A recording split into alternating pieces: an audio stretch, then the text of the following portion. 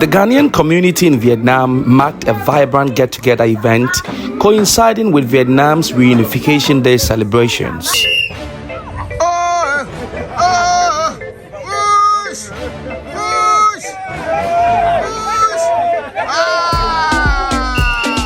The gathering, held in a spirit of cultural exchange and solidarity, brought together Ghanaians from various provinces across Vietnam.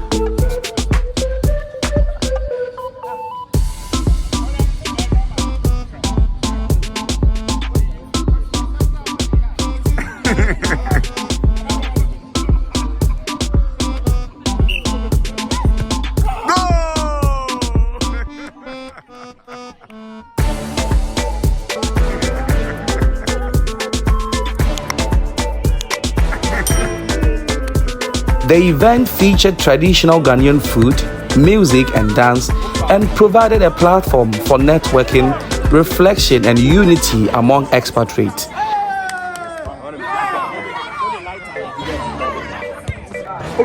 Second division, I had 20 Thai baht and that's so. I just said, I say power Thailand. I just said, I Thailand for $100. And in Brazil, obviously, never did come to watch this game. And me come crab and no watch this game. Now, I'm where you want spam on Trecassy. Papa, send me the mouse.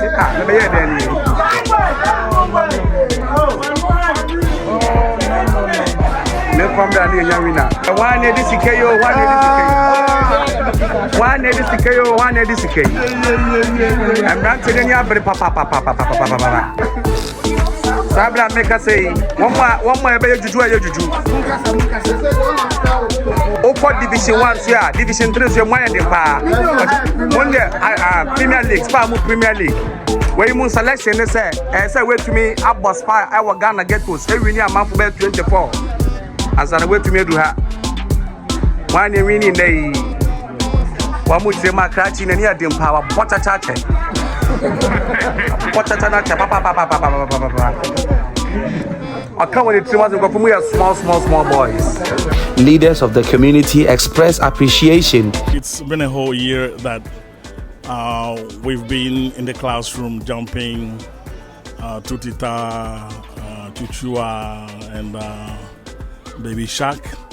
Baby Shark. Yeah. So yeah. So once in a while we meet like this to fraternize with each other, come together, and actually I have so many of the colleagues that I don't know them, in person. Yeah. I haven't met them before. So I think I have not met you in person. Yeah.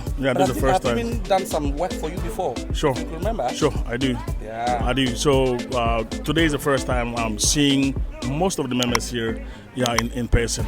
Yeah, and also some really don't have the chance, opportunity to enjoy Ghana food.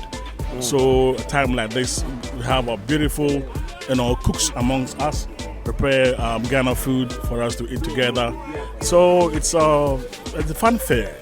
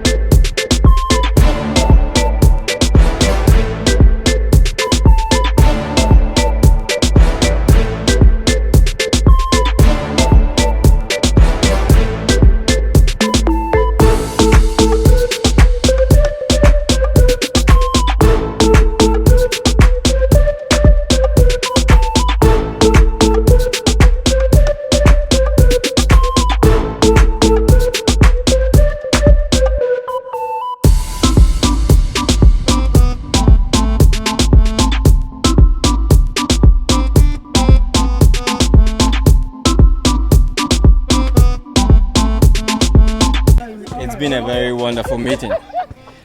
Those of us who came earlier on witnessed some beautiful games. Right.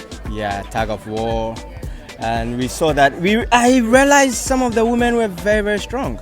Yeah, the women. Maybe African women are strong. Yes, Naturally strong. That was something I underestimated. But believe you me, you would have loved to be here earlier. This event does not only celebrate Ghanaian identity, but also respect Vietnam's historic reunification.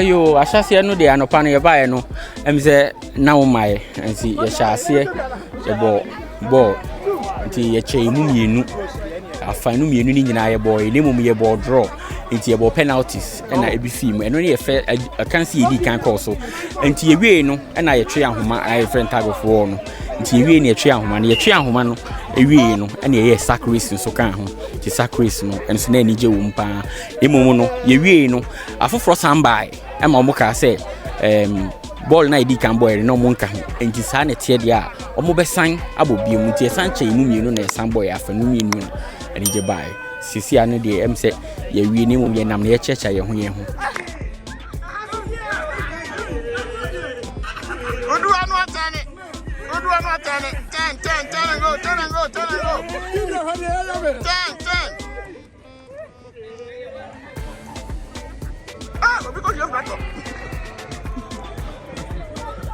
Dr. Boache, who also manages top-tier study abroad consult, flew all the way from America to share the good experience of traveling and studying abroad with the people.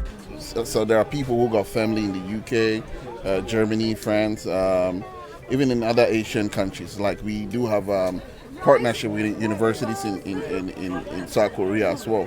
But specifically our main target or our biggest market is the US. So there are opportunities, but if you don't knock the door, it will never open.